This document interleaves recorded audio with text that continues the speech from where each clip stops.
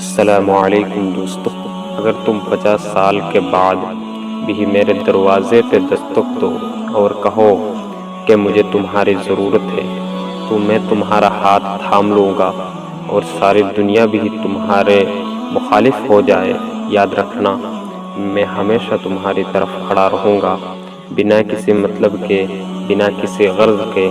لیکن ایک شرط ہے، جب بھی میرے پاس آؤ اپنا دامن پاک لے کر آنا، کیونکہ محبت داغداروں کو دوسرا موقع نہیں دیتی۔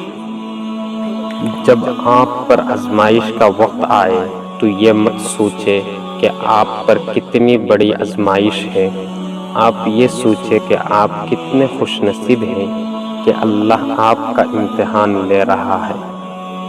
مجھے زندگی میں 2 بار محسوس ہوا کہ میں بہت غریب ہوں۔